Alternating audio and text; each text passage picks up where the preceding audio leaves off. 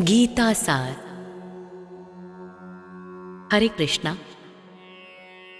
भगवत गीता यानी साक्षात भगवान श्री कृष्ण की वाणी। यह भगवान श्री कृष्ण और अर्जुन के बीच में हुआ दैवी संवाद है। यह संवाद आज से 5000 वर्ष पूर्व कुरुक्षेत्र नामक स्थान पर हुआ। प्रिय दोस्तों, भगवत गीता और भगवत गीता के ज्ञान पर असंख्य लोगों ने काम किया है।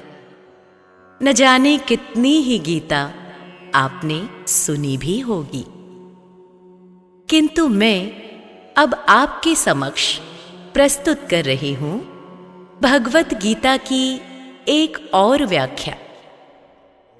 आखिर क्या विशेष है इस गीता में? गीता में यदि कुछ विशेष हैं तो वो हैं भगवान श्री कृष्ण। बाकी हम सब निमित्त मात्र हैं, साधन मात्र हैं। परंतु मेरा ये प्रयास है कि आज के जमाने में हमें यह ग्रंथ रास्ता दिखाए, आसानी से हम इस जटिल ग्रंथ को समझ पाएं और अपने दैनिक जीवन में इसका उपयोग कर पाएं। वैसे गीता के बारे में बहुत कुछ लिखा गया है, बहुत कुछ सुना भी गया है। शायद ही कोई ऐसा धर्म ग्रंथ होगा जिस पर इतना लंबा लिखा गया। आखिर ऐसा क्या खास है इस गीता में कि समय समय पर यह और भी आवश्यक और मार्गदर्शक भी होती जा रही है? एकदम सरल भाषा में कहें तो भगवत गीता एक उत्तर है।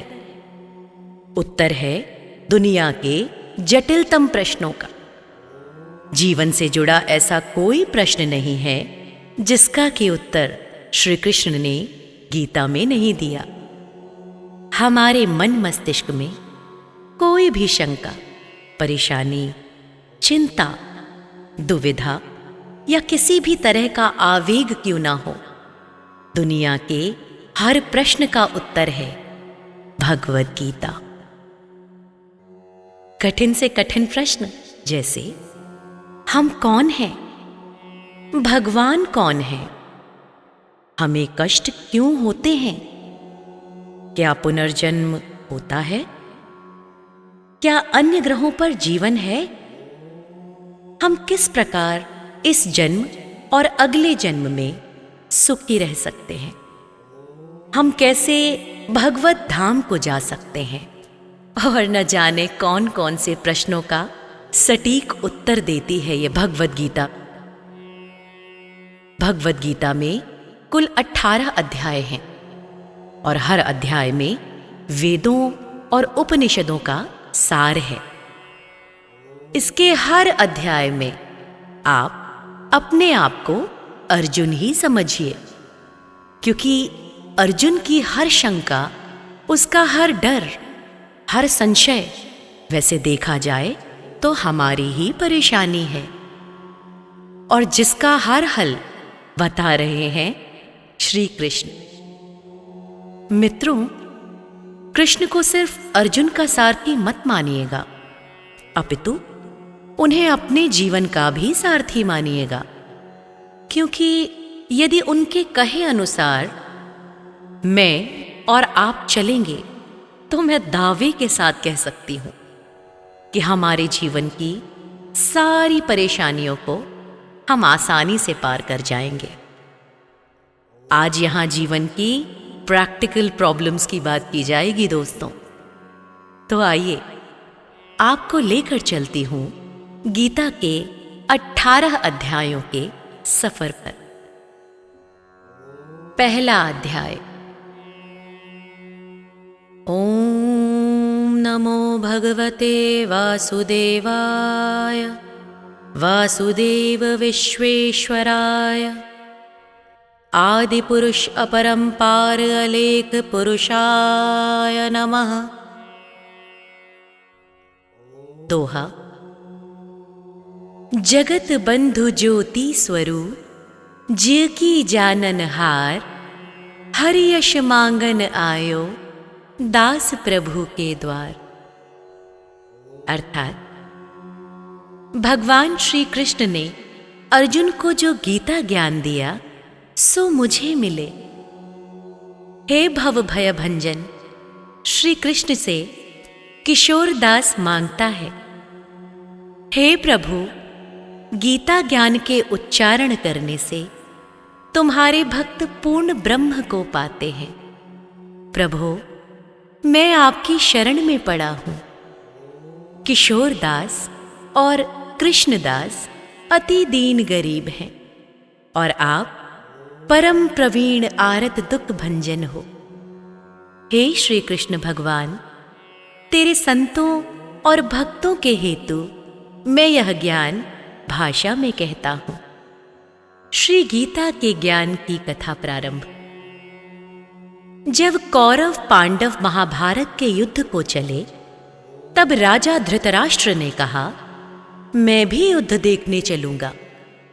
तब श्री व्यास जी ने कहा, हे राजन, नेत्र के बिना क्या देखेंगे? राजा धृतराष्ट्र ने कहा, देखूंगा, नहीं तो श्रवण तो करूंगा।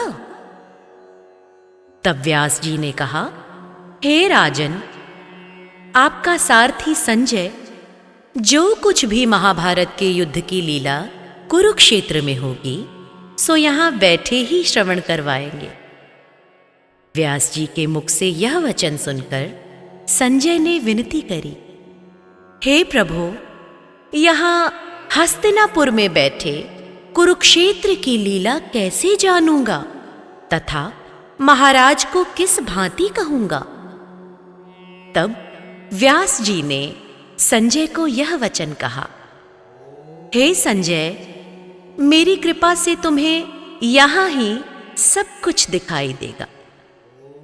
यह कहकर व्यास जी ने संजय को हाथ उठाकर आशीर्वाद देते हुए दिव्य दृष्टि प्रदान की। व्यास जी के इतना कहते ही संजय की दिव्य दृष्टियां हो गई और बुद्धि भी दिव्य हो गई। अब आगे महाभारत का कौतुक कहते हैं, सो सुनो। 7 अक्षौहिणी सेना पांडवों की ओर और 11 अक्षौहिणी सेना कौरवों की।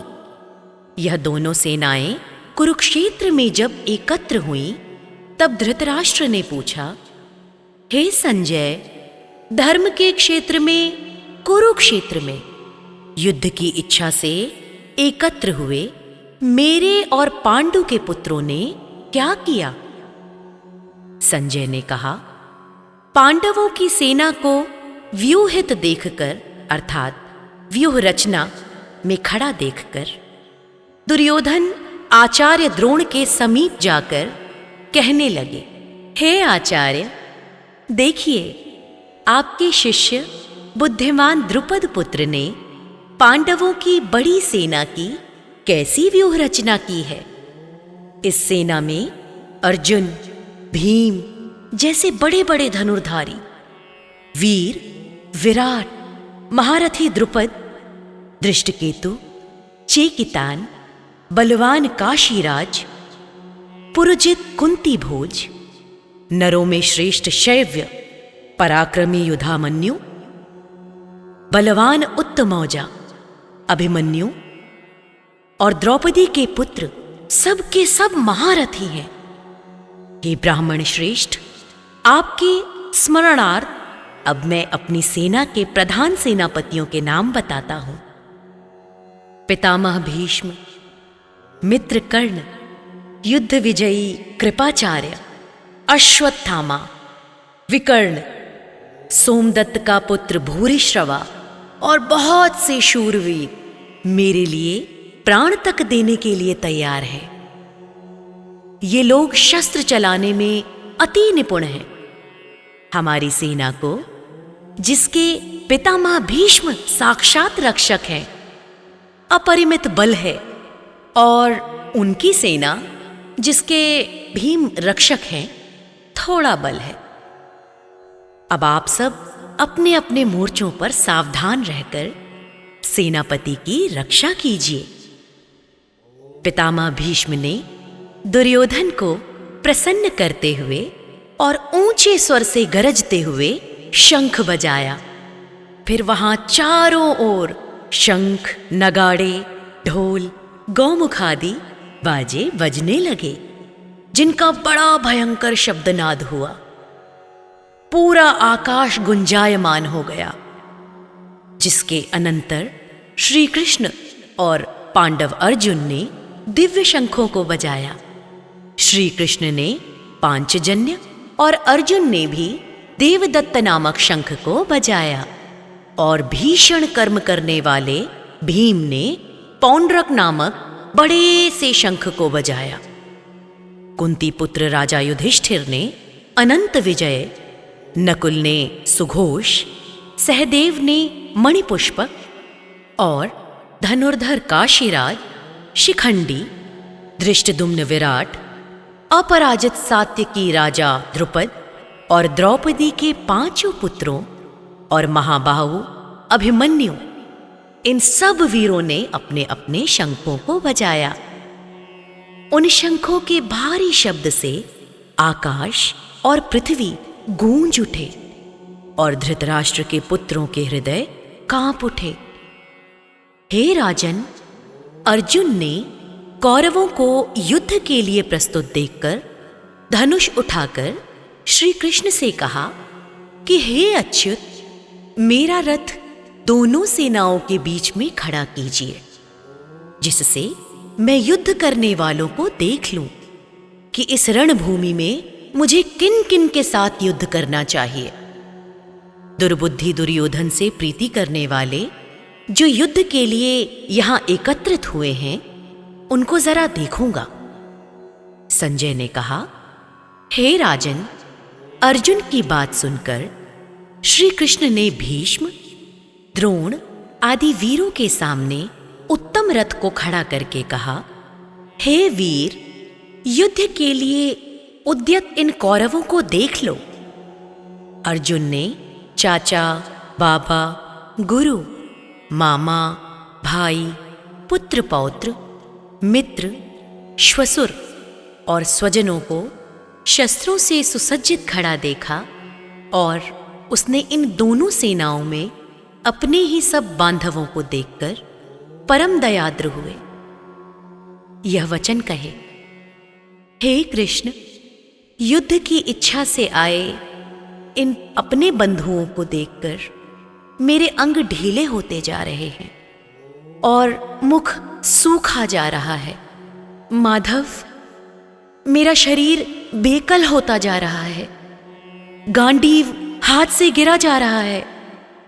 हे केशव, मुझ में यहां खड़े रहने की सामर्थ्य नहीं है, और सब लक्षण मैं उल्टे ही देख रहा हूं, और संग्राम में अपने स्वजनों का वध करके कोई लाभ नहीं होगा।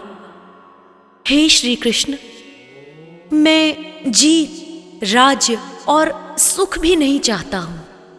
हे प्रभु, हमको राज्य, भोग तथा जीवन से क्या काम है, क्योंकि जिनके लिए राज्य, भोग और सुख की इच्छा की जाती है, वे सब इस युद्ध में प्राण और धन की इच्छा छोड़ मरने को तैयार हैं। और आचार्य, पिता, पुत्र, पितामह, माता, श्वसुर, पौत्र, साले और संबंधी, ये सब मुझे मारे तो भी हे मधुसूदन, मैं इन्हें मारने की इच्छा नहीं करूंगा।